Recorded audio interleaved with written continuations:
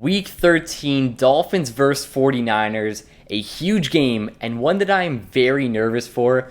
It's the first game of a very tough three-game stretch and a tough stretch in general to end out the season.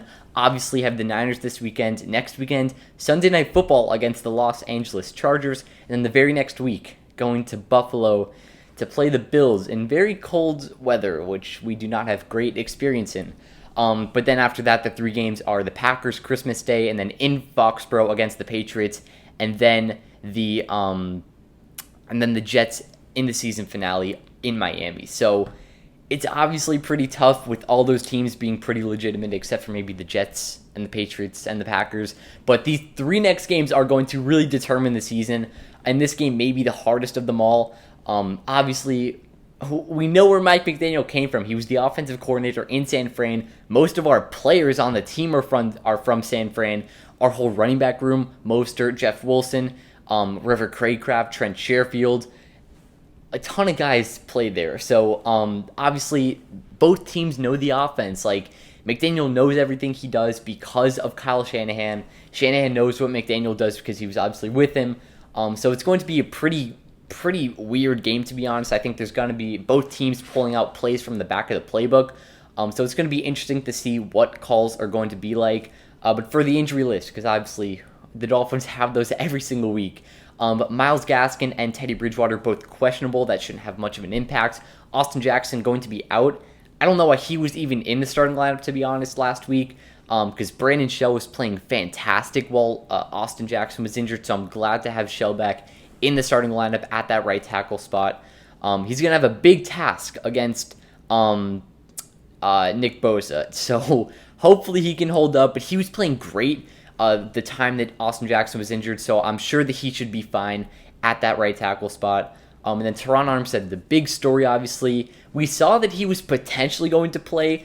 I thought he would be questionable officially, but he is doubtful, which honestly is good. I don't want him to play. Obviously, if he does, I'm not going to be upset about it, but I'm just too worried about him getting re-injured. Ever since that Tua thing against the Bengals, every time I see a player like doubtful, I just want him to be out. Because we cannot afford to lose Teron Armstead for the rest of the season. We saw what happened in the Texans game. The Texans, we let up 4 consecutive sacks to the Houston Texans. We cannot do that against the Chargers, the Bills, or even the Niners. So I do want to see Greg Little in that starting left tackle spot. And for the Niners, I just want to talk about McCaffrey had that knee injury. He is going to play, though. For Deebo Samuel, apparently, I just saw on Twitter, it doesn't say on their injury report, but Deebo Samuel was apparently not at practice, but he ended up coming late. But he is going to, it's looking like he will be a game time decision. So he'll either be, like I said, a game time, or he'll be doubtful. So he's either going to be playing not 100%, or he may not even play at all. So that is something to keep an eye on. And on the on the O-line, Trent Williams, which could be huge for the pass rush. He walked into the locker room after the start of practice, and he's not going to practice today with a back problem. So that is something to also really keep an eye on. I literally just got a notification like 2 minutes ago, right before I started recording. So obviously not hoping on a player's injury, but if he does happen to be out for this game, I wouldn't be too upset about it. That'd be great, especially for a developing O-line with Jalen Phillips and Bradley Chubb. But yeah, time to talk about this game. I'm nervous for it. Like I said, both offenses know each other. But obviously, multiple playmakers on this 49ers offense. McCaffrey, Deebo Samuel, Brandon Ayuk, who's having a stellar year. George Kittle, the offensive line, which is playing great, at least on the outer side. On the interior line, not too great, but Jimmy Garoppolo obviously having a fantastic year. Jimmy Garoppolo is overrated to me, but people aren't going to realize. They can look at the stats all they want, but in the games, Garoppolo isn't doing anything. All he's doing is throwing screens, checkdowns, slants. He's not doing much, but if people just want to look at the stats and say that he's a Pro Bowl quarterback, they can do whatever they want. But the Niners obviously have been not led by their defense, but they have the number 1 defense in the NFL, so that's something. Obviously, tons of playmakers. As if they weren't good enough, they ended up drafting a stud out of Hufanga, the safety for them. Charvarius Ward has obviously been great this season, so he's probably going to be the guy on Tyreek Hill. Fred Warner, Devon Greenlaw. Like, this team is great. The pass rush, Nick Bosa, and Eric Armstead, I forgot to even mention. He's back for the Dolphins game after missing multiple weeks. He's been out since like week 3 or something, or week 4, one of those. But the Dolphins are going to have a great game. The running game, I don't expect to work, to be honest, because, like I said, both of our whole running back room used to be the 49ers. We just traded for Jeff Wilson from the 49ers a couple weeks ago, and then Raheem Mostert was just signed with us this past offseason from the 49ers. So they're obviously used to those guys. It's going to be a bit of a homecoming for them, but I'm sure that, it's not going to have an impact on how they play. But the 49ers defense is probably going to, know how to stop them. Kyle Shanahan is going to know what different schemes and stuff that we run. So like I said, I'm interested. I'm interested to see how the play calls work, what's going to be going on. But I do think that it will be a mostly passing game because the 49ers obviously don't know how to stop Tyreek Hill and Jalen Waddle. The last time that the Dolphins played the 49ers was in 2020, I believe. It was the season that we drafted Tua. But it was earlier in the season, so he hadn't taken over yet. So it was Ryan Fitzpatrick that went absolutely crazy that game with Devontae Parker and Mike Gesicki. I think they won by like 30 points. I know Garoppolo had like an injury that game, but we have some good experience in the past couple of years beating the Niners. And for McCaffrey, the Dolphins really stopped McCaffrey against the Panthers last season, but that was also when Cam Newton was the quarterback, so that isn't much to talk about. But still, I'm nervous for this game. I'm nervous for the Dolphins making the plays on defense. Even on offense, against this number 1 defense, the Dolphins haven't had a huge challenge in the past couple weeks. Obviously, they started off the season hot 3-0 against the Patriots, Ravens, and Bills. But after that, with Tua out, obviously, against those teams, you played like the Steelers, the Texans, the Browns, the Bears, the Lions. No good defense. The Browns were pretty good, but that was when Teron Armstead completely annihilated Myles Garrett. And then obviously the Texans last week, that was no challenge. Tua was pulled out in the third quarter. We were up 30-0. Like, we haven't played a good defense since week 3. And that was when the Bills literally had almost all their starters out. And the Ravens, they've not been good this whole season. They had some injuries there too. The Patriots weren't great earlier in the season. This is the real test for the Dolphins. This isn't like the top 5, top 10 defense. This is the number 1 defense in the NFL. So this is whether the Dolphins are really legit or not. Because if they can really prove themselves and stay hot against this Niners defense, it obviously proves that they can beat any single team. And I'd say even no matter the weather. Obviously, we'll see the weather when we get to Buffalo in a couple weeks. But it's going to be a huge game, obviously, this week. One that I would love to win. The Bills are on top of the division. They beat the Patriots last night on Thursday Night Football. I'm recording this on Friday, so if any news comes out either tonight or on Saturday, I haven't seen it. So hopefully there's not much major news. Yeah, the Bills are number 1 in the division, so if the Dolphins lose, we'd be a full game behind them, which would really suck. I think because the Bills also play like the Jets next weekend, so that'd be another win for them because the Jets aren't good. And then the Dolphins play the Chargers, which is going to be another tough matchup. So it's a whole thing. This game is going to have a whole effect on how we end our season.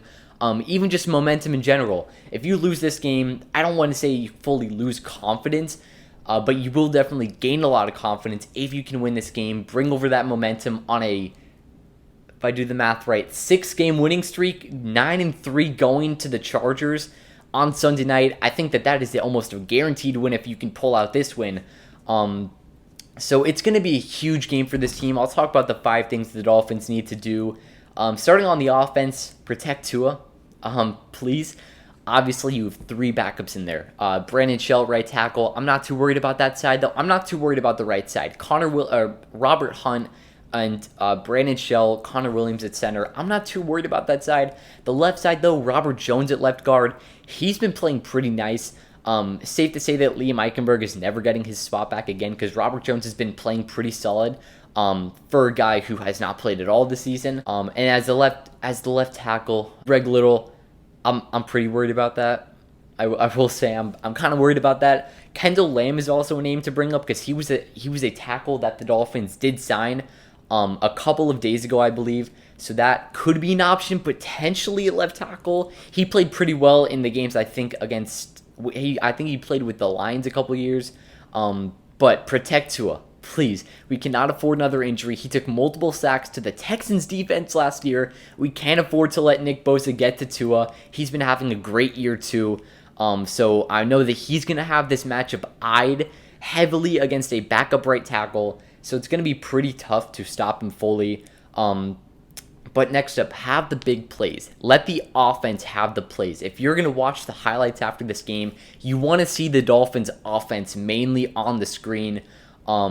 Generate the big plays. Keep the momentum of this game going. And don't like the Niners. What the Niners are going to try to do is wear out the defense. Keep their offense on the field at all times. Keep our offense off the field. Obviously, you can't let them do that. You got to come up with the stops on defense. But for the offense, you got to generate the plays. You got to be the team that makes the plays happen. Don't let them come up with obviously multiple playmakers on that offense. Like I said, it's going to be tough to stop them. But you got to be the one to make the plays happen. The Dolphins have the playmakers too. Jalen Waddle, Tyreek Hill. The list goes on and on. Even Tua is a playmaker on this team now. So you got to let them cook. The 49ers pass defense isn't the best. It's like near the top 10. I think it's top 15 in rankings. So you need to generate out on that because the Dolphins are top 3 in that right now. So you got to keep the momentum going in the passing offense and how they've been playing this season. And for the last 3, it's about the defense because that is what is going to be the key to this game. So make the first tackle, please.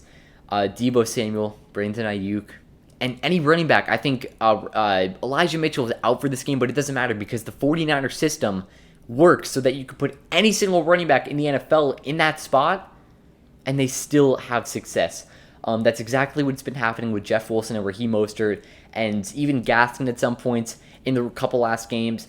You got to make the first tackle. Like I said, with all those playmakers, they know how to break tackles. They know how to juke defenders. They know how to set the screens in the schemes and all that stuff. You got to make the tackle. The Dolphins have tackling problems. They have not been able to get their tackling straight the whole season. They haven't had a stellar game with the tackling, so this game better be it. Because they, like I said, they know how to get out of any tackle possible. They've probably two of the 3 best playmakers in the NFL in CMC and Deebo Samuel. The third obviously being Tyreek Hill, which is probably going to be on the field too. Well, obviously, but you gotta make the tackling. The defense has got to step up. Next up, stop the run. Like I said, we were able to stop CMC with the Panthers last year, but that's not even saying much. So you got to stop it. And also, like I said, they can put any running back in the system and they'll be successful. So whoever it is in the backfield, you got to make sure to stop them. Obviously, they know the checkdowns are coming. They know that the little slants are coming. I don't think Holland's got to be 15 yards, 20 yards back on the play the whole time because you got to know what's coming. Josh Boyer's got to have a stellar game, masterclass game from him. I'm hoping for it. Because he's been lacking. So I don't know if his spot is secure for next year as the defensive coordinator. Last but not least, get to Jimmy G. I just talked about the report that I got about Trent Williams. That would be absolutely huge if he's out for this game. But like I said, you got to get there. Even if he does play, you still have Jalen Phillips and obviously Bradley Chubb on that exterior.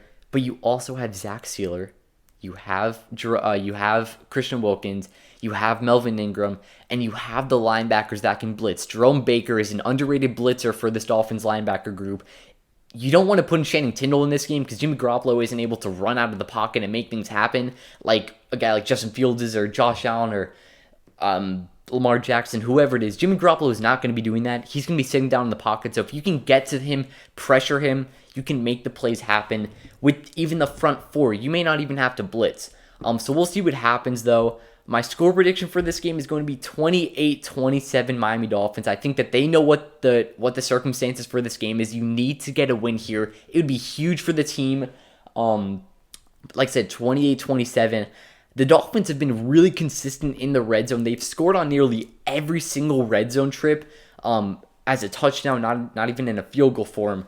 And I don't really want to see Jason Sanders kicking field goals out there because I'm too nervous for that. So Jason Sanders is not going to be raising my heartbeat. Even on extra points, he gets my heartbeat raised. I don't know what the 49ers point system is going to look like with the 27 points, maybe a missed extra point, maybe some field goals, whatever it is. I do think that the Dolphins are going to win this game in a very close game. I think it'll be within a one-score game. But I think the Dolphins will get it done. I'm nervous for this game. Let me know your score predictions, who you think will win, thoughts on the game, whatever it is. We'll be back for the review, obviously, tomorrow. Hopefully, I'm here smiling, but whatever it is, good vibes. The Dolphins would move to 8-4 with the loss. One game behind the Bills would suck, obviously, but you got to trust in the team, obviously. Chargers next week, Sunday Night Football. That's going to be a crazy game. Then in Buffalo, that's going to be a crazy game. You got to get the win here. Hopefully they can do it. Either way, that'll wrap up. Hope you guys enjoyed. Have a great day. Peace.